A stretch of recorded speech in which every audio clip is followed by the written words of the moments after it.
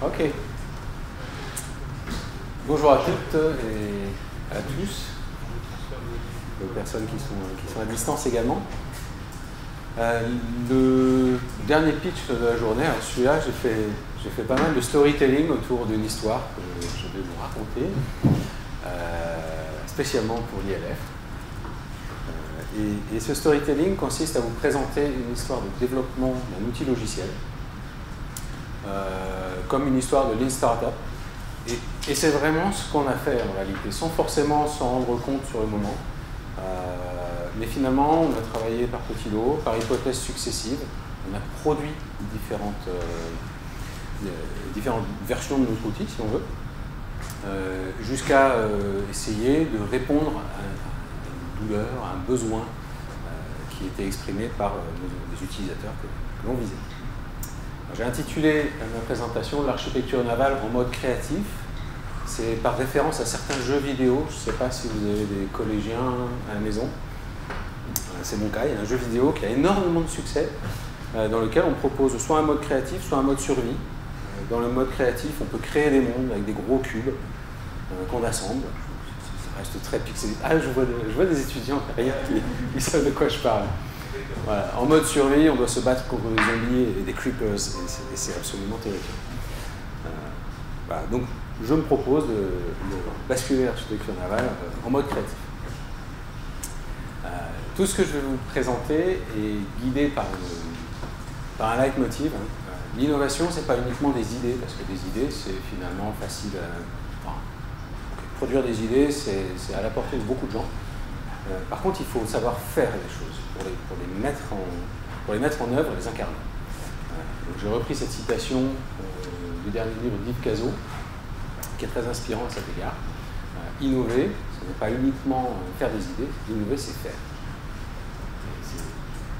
C'est ce que je vais vous montrer avec notre outil. Donc faire, pour faire, voilà le contexte qui m'a permis de faire ce que je vais vous montrer. C'est l'entreprise Sirena, qui est une entreprise pour laquelle je travaille, qui est basée à Nantes et à Lyon, côté de Toulon. Et c'est une entreprise qui, historiquement, travaille sur les essais. Voilà, je vois l'écran qui saute. C'est un bonheur. On passe en mode dégradé. On passe en mode dégradé, mais on passe en mode créatif. Il suffit que Bruno quitte la salle, d'ailleurs. Ouais. Donc Sirena est une entreprise qui travaillait à l'origine sur des essais hydrodynamiques, donc des essais de carène de navire en bassin, puis qui a développé une compétence en calcul numérique pour compléter, voire remplacer les essais dans certains cas. Et également, il y a une deuxième activité importante qui est le contrôle-commande des navires pour aller jusqu'à l'automatisation d'un certain nombre de plateformes. Et donc on a une entreprise ici qui connaît bien la mer, qui connaît bien les navires et qui connaît bien également le logiciel. Et une capacité de développement logiciel en interne pour des produits qu'on vend à des clients. Et c'est là que mon histoire commence. Concevoir un navire, alors pour qui aime les navires, c'est le plus beau métier du monde. C'est vraiment merveilleux. Maintenant, la question du moment, c'est que les demandes des clients sont très précises, la concurrence est acharnée, et bien souvent, il faut pouvoir explorer une multitude d'alternatives pour être certain de trouver le navire qui va répondre aux clients de la meilleure des manières. Bien sûr, il faut faire ça en temps contraint. C'est ce que j'ai symbolisé ici avec la tête malheureuse, là. Il faut explorer plein de possibilités en très peu de temps. Ça, c'était la situation de départ. Alors là, on a monté une équipe pour nourrir une vision. Et cette vision-là qui est arrivée, de se dire, il faut aider les architectes navals à pouvoir explorer des quantités d'alternatives en un temps réduit. Cette vision, on lui a donné corps à travers des MVP, des Minimum Viable Product, c'est-à-dire c'est un premier outil. Et on regarde s'il apporte de l'aide pour ce problème initial là, d'exploration d'alternatives. puis on change cet outil en fonction du retour qu'on a eu de nos utilisateurs, et puis on l'améliore avec des versions successives.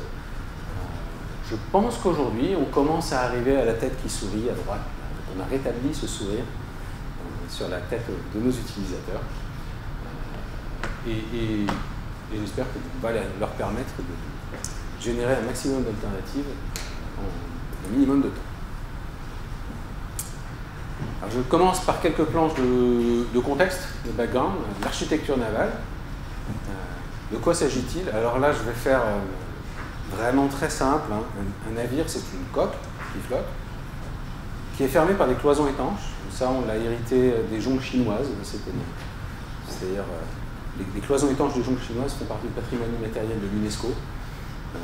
C'est une invention qui a 2000 ans, qui fait que lorsque le navire a une avarie, si un compartiment est envahi, le navire dans son ensemble peut continuer à flotter. Il ne coule pas d'un seul bloc. On structure ce navire avec des ponts, et ensuite, on vient placer des équipements qui permettent d'assurer les missions. Donc il y a des locaux pour loger les marins, il y a des locaux pour la propulsion, pour les appareils de manœuvre, etc. Et tout ceci doit se déplacer sur l'eau de manière efficace, de manière stable. Donc il y a un équilibre assez subtil à trouver, au sens propre du terme. Il y a des équilibres hydrodynamiques qu'il faut absolument garantir, malgré toutes ces contraintes. Pour faire ça, la démarche classique, celle qu'on apprend à l'école, c'est une démarche en spirale. Une des publications qu'on trouve sur le sujet, c'est Evans, 159, qui propose d'aller considérer le navire sous différents aspects. Il y a d'abord les exigences. J'ai les exigences là, de la mission. Qu'est-ce que je veux faire avec ce navire? Puis je choisis les proportions générales, la forme de la coque, et puis la structure, le bilan de puissance, les masses, combien va peser mon navire au final, pour arriver au coût. Et là, est-ce que le coût est en regard des missions qu'on veut remplir? On compare et on poursuit. Donc le processus va comme ça. Et on commence par une phase de concept. Ici, c'est la phase où on va explorer le plus d'alternatives. Et puis petit à petit, on va les éliminer pour arriver à la phase de detail design ici, qui est la conception précise du navire qu'on va proposer à notre client. Donc, ce qui va m'intéresser, c'est la partie concept phase, la phase d'exploration, où on veut pas forcément des résultats très précis, mais on veut tirer de façon très étendue et tester toute une gamme de navires. Alors les outils pour faire cette exploration, je les ai classés. J'ai fait un 4 cadrans ici. Il y a les outils à gauche qui sont faciles d'utilisation, faciles d'accès, rapides à mettre en œuvre. Et à droite, des outils qui nécessitent un apprentissage et qui prennent plus de temps à utiliser. Puis il y a des outils qui sont spécifiques au naval et d'autres qui sont beaucoup plus génériques. Je caricature, hein. Vous aurez reconnu en haut à gauche les suspects habituels. En haut à droite, il y a des outils de conception génériques, de CAO. En bas à droite, il y a des outils dédiés au naval. Il en existe plusieurs sur le marché qui vont permettre de concevoir des bateaux, de dessiner des formes de coques qui sont les plus efficaces possibles, mais qui nécessitent en général un petit coup de main. C'est pas donné à tout le monde de dessiner un navire avec un outil d'architecture navale. Et là, c'est une case vide. Il y a une case vide, et c'est là qu'on va aller jouer. Comment est-ce qu'on pourrait imaginer un outil qui permet de dessiner des navires et qui soit facile d'usage? Alors cette difficulté d'avoir un outil simple d'utilisation qui permet d'aller très vite, il y a des signes qui montrent qu'il manque. Le plus beau de tous ces signes, c'est l'automédication. Ce que j'appelle l'automédication, c'est les gens qui essayent de résoudre leurs problèmes par eux-mêmes et qui se disent, bon, si je veux explorer plein d'alternatives, j'ai un outil merveilleux à ma disposition, c'est le calcul numérique, les ordinateurs. Je confie les objectifs que je veux atteindre avec mon navire, je laisse tourner des algorithmes et ils me sortent l'optimum, ou les optimums. Donc ça, c'est un exemple réel d'une de ces tentatives de démarche automatique. ça ne répond pas aux besoins. Ça ne répond pas aux besoins parce que l'exploration, ce n'est pas l'architecte qui l'a fait, c'est la machine. Et donc tout dépend de la façon dont on a configuré le logiciel. Et on n'est pas dans ce processus en spirale qu'on a vu tout à l'heure, où on veut pouvoir attaquer le problème de différents points de vue. Ici, on a un tableau d'input, un output, et puis entre les deux, advienne que pourra. Donc on n'est pas dans l'esprit du design itératif qui existe depuis des centaines d'années en architecture navale. Ça, c'est un autre exemple que j'ai trouvé chez un collègue qui travaillait aux États-Unis, en l'occurrence, qui avait fait ce genre de choses. Alors vous aurez reconnu le framework de développement, je pense que tout le monde maîtrise, plus ou moins. L'idée ici, c'est que je renseigne des valeurs dans des cellules, je suis capable d'avoir un petit visuel, modeste, et quand je change une valeur, que je vais élargir ici le bouchin par exemple, je peux calculer, et demander à la machine de me calculer le déplacement. Alors le déplacement, là c'est un terme d'architecture navale, c'est le volume d'eau déplacé par la coque. Et si vous vous souvenez d'Archimède, le volume d'eau déplacé par la coque est égal, enfin la masse de l'eau déplacée compense exactement la masse du navire. Ça c'est des données importantes pour l'architecte. Alors là, cet outil est intéressant parce que je vais parcourir cette spirale et je vais vouloir mettre à jour ces valeurs à différents moments dans mon exploration. Et donc chaque fois que je mets à jour un chiffre ici, le déplacement va se mettre à jour, immédiatement. Il y a un feedback instantané. Donc ça se prête très bien au design en spirale. Et là, on a des utilisateurs qui commencent qui lèvent les sourcils, quoi, qui commencent à se dire, tiens, il y a peut-être quelque chose. En l'occurrence, cet outil a été utilisé pour explorer un certain nombre de concepts. Je le tiens de la bouche de son créateur et de son unique utilisateur. Voilà. Donc on voit que ce n'est pas un outil qui a une pérennité folle, mais qui a quand même servi. Donc là, on a la base, là. Il y a quelque chose, il y a des gens qui ont besoin qu'on les aide. On va essayer de comprendre encore un peu plus leurs difficultés. Alors pour ça, j'ai passé plusieurs journées, et mon équipe également, avec des utilisateurs, des architectes navals, au sein de la maison mère de l'entreprise, donc Naval Group, mais également à l'extérieur, puisqu'on a fait partie d'un projet collaboratif européen dans lequel on a interagi avec une demi-douzaine de chantiers navals en Europe. Et c'est un problème assez répandu, en réalité, de pouvoir explorer des alternatives. On est même allé à bord, voilà, de ce genre de navire. Une expérience assez intéressante pour vraiment comprendre ce sur quoi les gens travaillent. La vision telle qu'on a fini par la formaliser est la suivante. Nous allons aider les architectes navals avec un outil d'esquisse de navire. Donc on est vraiment sur le tout premier stade, mais qui va être facile à utiliser. Ce qu'on a gagné en allant chercher ce besoin-là, c'est de construire une relation avec les utilisateurs. Maintenant, on connaît les gens, on a des numéros de téléphone, on est capable de les appeler, de leur dire tu, et de leur demander honnêtement ce qu'ils pensent de ce qu'on leur propose. On a sécurisé un premier budget sur le projet Holyship, ici, financé par la Commission européenne. C'est un projet H2020, c'est un programme de recherche qui a été remplacé maintenant par Horizon Europe, avec une quarantaine de partenaires européens. Donc on avait les plus grands chantiers avec nous, sur ce projet qui visait à développer des outils de conception de navires. Il y avait ce genre de projet est divisé en work package. Parmi les work packages, il y avait des work packages d'hydrodynamique, de structure, de calcul de machines, de puissance propulsive. Et il y en avait un de Early Stage Ship Design, comme par hasard. C'est quand même bien un sujet qu'on partage. On a formé une équipe, voilà, on n'était pas plus nombreux que ça au début, et je suis gentil en mettant des têtes pleines. Au début, j'avais mis les têtes en pointillés parce qu'on y consacrait le temps qu'on pouvait y consacrer. Ça se fait un peu à côté du travail ordinaire, ce genre de choses. Mais on a constitué une équipe avec, d'un côté, une personne qui était capable de développer du logiciel, et de l'autre, je faisais l'interface entre le dev et les utilisateurs qui sont les architectes navals, dont il fallait bien partager un petit peu du vocabulaire. Et ça tombe bien parce que j'avais quelques notions sur le domaine. C'est parti.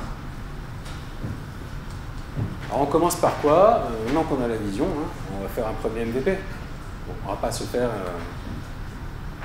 pas faire une roadmap ou des plans sur la comète, on va tout de suite se mettre au développement. Et donc on a construit notre premier MVP. Alors, dans l'approche du Lean Startup proposée par Eric Ries, on commence par une hypothèse. Alors, on ne l'avait pas aussi bien formalisé que ça, mais notre idée à l'époque, c'était qu'il fallait un outil visuel pour permettre aux gens de dessiner un bateau. Donc là, vous aurez reconnu un navire visuel. Et donc c'est parti, on a fait ça. Voilà, donc vous voyez un profil de navire en haut à droite. Et ici c'est plutôt du style paquebot, avec un certain nombre de ponts. On peut choisir l'entrepont, on peut choisir. Et on peut poser des éléments à bord. C'est les locaux dont je vous parlais tout à l'heure.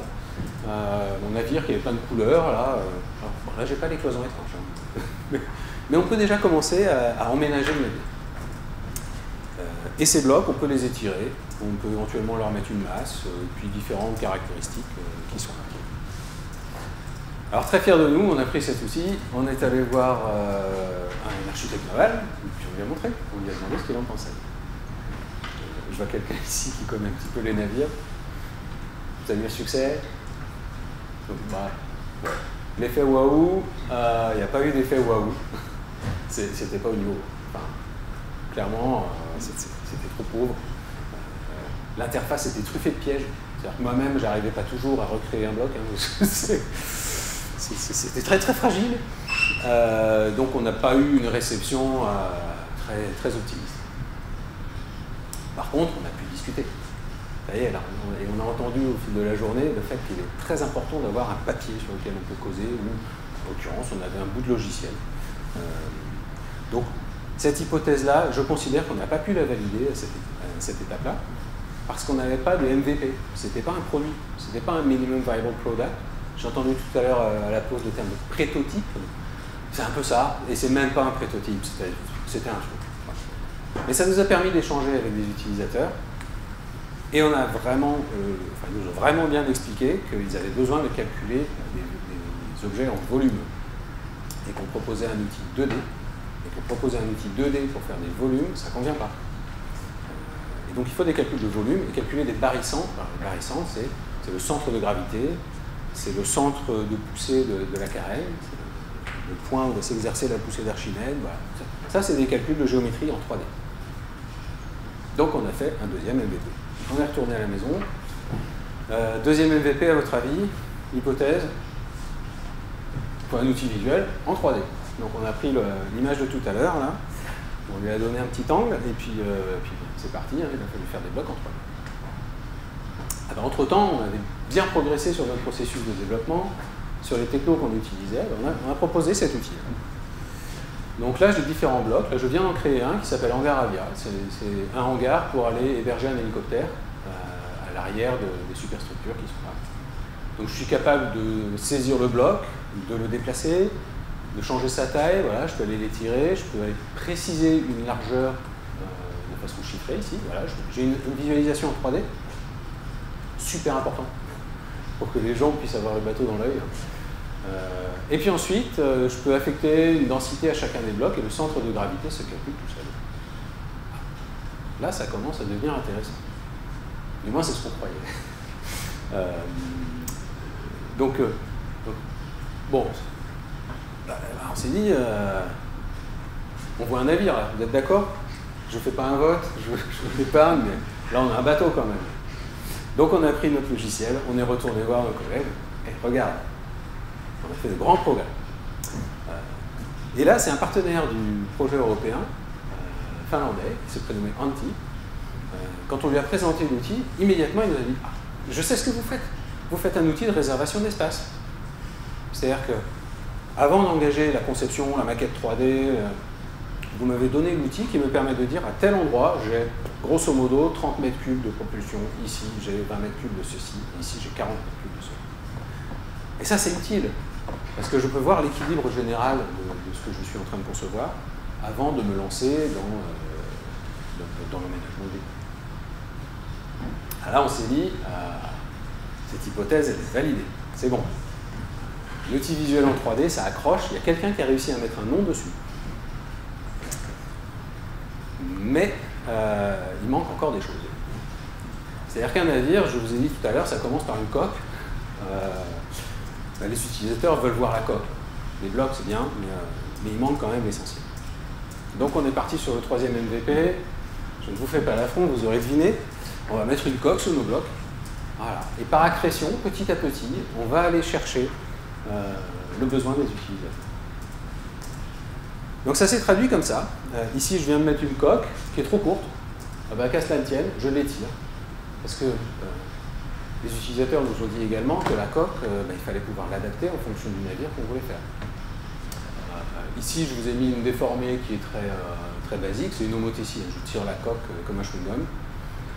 En réalité, il y a des transformations qui sont propres à l'architecture navale. Une transformation typique sur les gros navires, c'est ce qu'on appelle la jumboisation. C'est je coupe le navire dans son milieu, je rajoute 10 mètres, et je remets une tranche et je suis. Il y a une autre déformée qui est très utile dans ces phases préliminaires, qu'on appelle la déformée de Lakenby, du nom de l'auteur de la publication dans laquelle cette déformation a été décrite. Cette déformée consiste à aller tasser, vous imaginez le navire comme des tranches ici, là, et vous prenez les tranches de l'avant, vous les tassez vers l'avant, les tranches de l'arrière, vous les tassez vers l'arrière. Voilà. Ça fait une coque qui, étant effilée au départ, peut être relativement plus arrondie à la fin.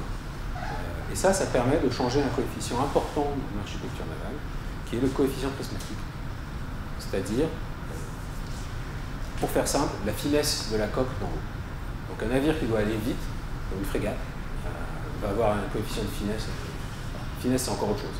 Un coefficient prismatique relativement faible, alors qu'un navire comme le cargo qui est en train de bloquer le canal de Suez, bon courage.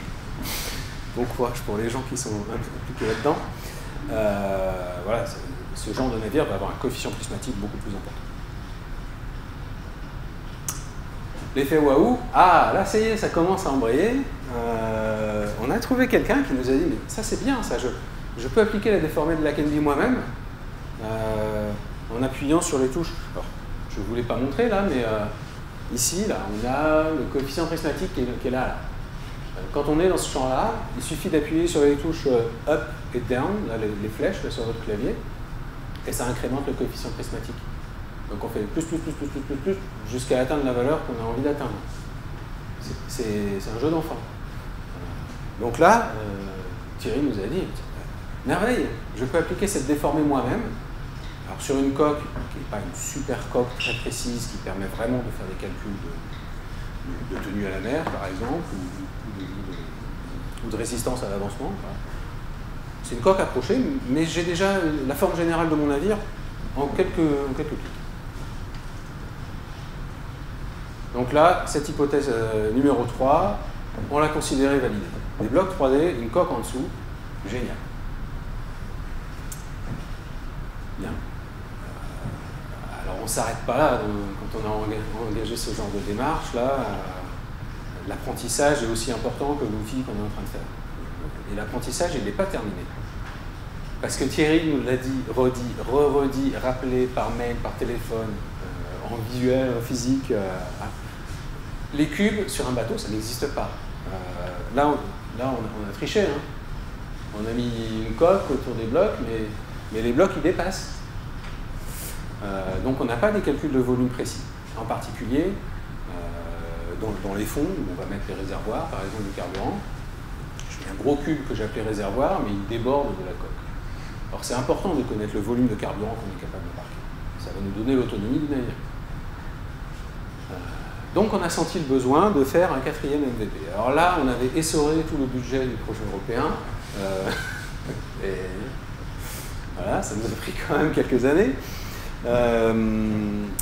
Mais de façon fort opportune, un nouveau projet est arrivé. À nouveau un projet de R&D qui a été lancé par Naviris, qui est une filiale conjointe entre Naval Group et Fincantieri. Donc à nouveau une aventure européenne. Et ce projet est constitué à nouveau de Work Package, et à nouveau, il y avait un Work Package sur le Early Stage Chip Design. Le problème est avéré, mais cette fois-ci, on a fait beaucoup de chemin là, depuis le début.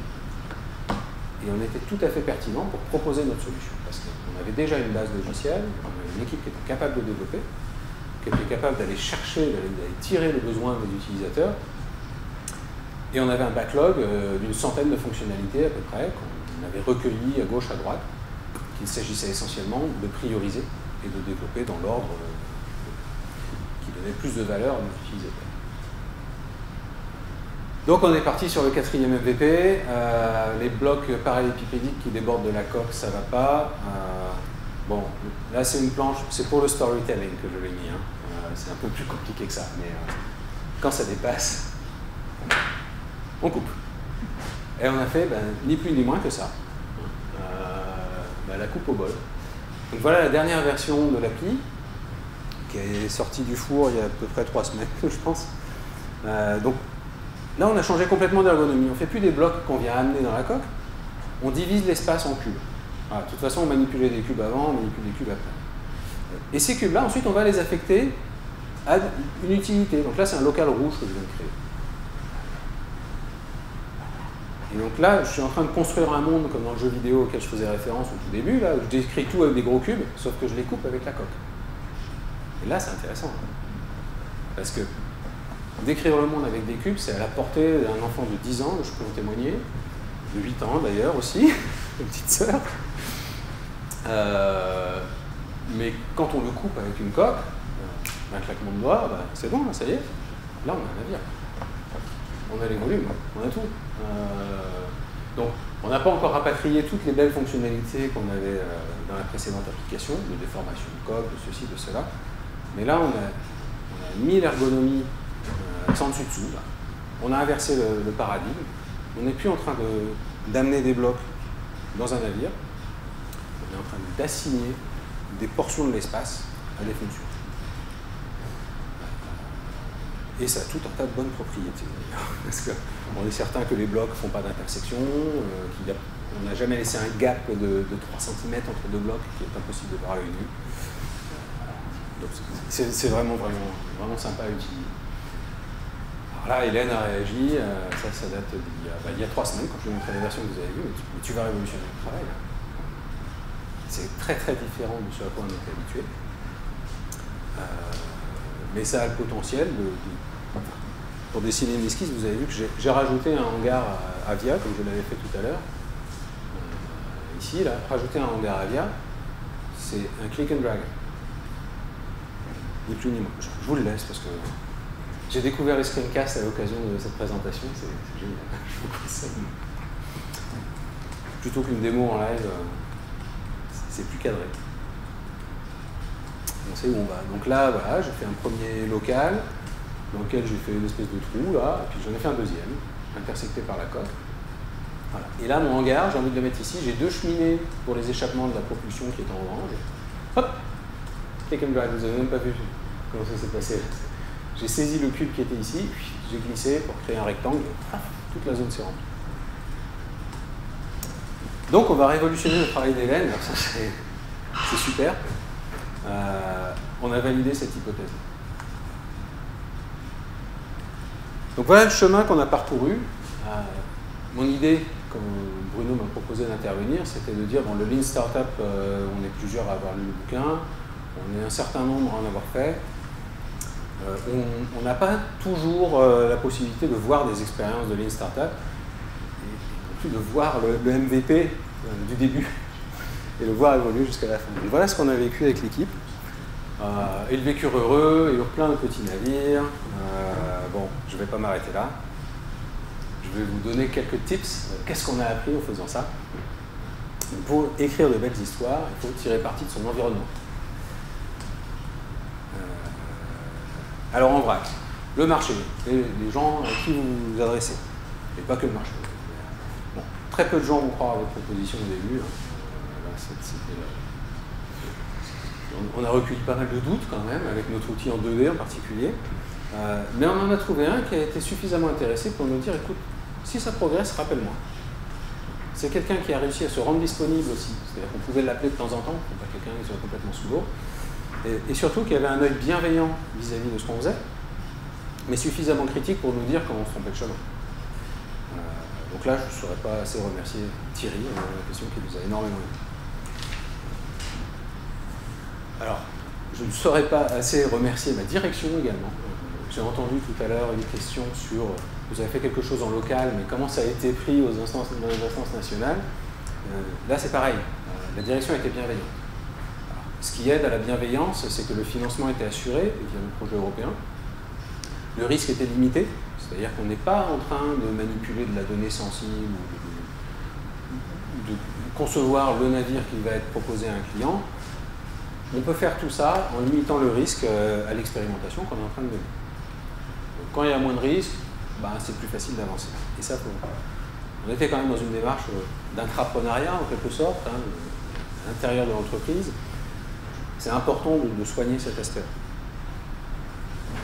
Et c'est une vraie bénédiction d'avoir une direction qui soit attentive et qui soit prête à supporter les équipes. Côté technique, il faut s'intéresser aux technologies. Là, si on ne s'intéresse pas à la façon dont on fait un logiciel et aux technologies qui sont derrière, on ne fera pas un logiciel. Voilà. Donc, moi, j'étais complètement neuf sur ce genre de sujet. J'ai appris plein de choses. C'est génial, je vous le conseille. Mais il faut être humble et puis aller apprendre. Il faut être opportuniste. C'est-à-dire qu'on a eu quelques semaines chez nous un jeune développeur qui est arrivé avec tout son bagage, qui nous a dit, mais vous faites de la 2D, c'est bien, mais regardez, il y a des bibliothèques là. Alors ce qu'on fait, c'est du JavaScript. Donc c'est des technos web, c'est la même chose que ce qu'il y a sur vos smartphones. JavaScript, on peut faire du 3D. Et les machines sont suffisamment puissantes. Les navigateurs sont suffisamment puissants maintenant pour calculer du 3D en live dans le navigateur. Il n'y a pas forcément besoin d'un serveur, de toute une infrastructure. Et l'outil que je vous ai montré tourne sur un PC de bureau, un laptop complètement standard. Côté équipe, très très important ça c'est très important. Il vaut mieux une petite équipe motivée où on sait ce que chacun est capable et ce que chacun a envie de faire. Et puis le but là, c'est d'aller vite. Donc, faut être. Ça y est, le mot va tomber. Il faut être agile. C'est un lieu commun. À ne pas oublier, il faut communiquer. Donc ce dont je vous parle là, c'est pas le seul outil qu'on a développé avec l'équipe. En réalité, on en a 3 qui sont en prod ou peu s'en faut. Il y en a encore 4 ou 5 qui sont restés au stade de prototype ou de pré-prototype ou de test ou de preuve de concept. Ces outils-là, on en parle à gogo. Je parlais des 40 partenaires du projet européen. Donc 40 partenaires, c'est 40 entreprises. Ça veut dire beaucoup plus de gens derrière. Et à chaque fois qu'on présente un outil, on dit, tiens, au fait, je prends 5 minutes de plus, je vais te parler des autres outils qu'on a. Parce que peut-être qu'un de tes collègues serait intéressé.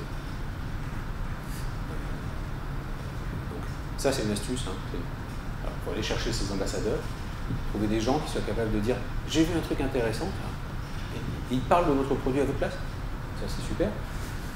Ça démultiplie les canaux. Une astuce, c'est aussi, quand on présente son travail à quelqu'un, c'est de terminer l'entretien en lui demandant s'il n'y a pas un autre nom à vous conseiller. Je te montrais ça, ça t'a intéressé. Qui je pourrais appeler ensuite là? À qui penses-tu? Ça permet et de 1 d'élargir le panel, et de 2 de repérer les gens qui sont des nœuds de réseau. Parce que quand vous êtes tombé sur 3 personnes qui vous ont toutes dit appelle un tel, et puis trop le choix, il faut l'appeler. Concernant le process et les technos, je ne surveille pas du tout le temps, je vous fais confiance. Donc le process et les technos, votre projet mérite ce qu'il y a de mieux. On est parti avec pas grand chose, parce que développer des techno web, ce n'était pas dans le business habituel de l'entreprise. Par contre, au gré de ces projets, on s'est déployé toute une base. Donc là, on a notre GitLab, On a une intégration continue qui tourne derrière, avec des tests, on va jusqu'à tester des IHM en visuel, on génère des IHM et puis on vérifie que le bouton est toujours à sa place, même si on a changé quelque chose ailleurs dans le code.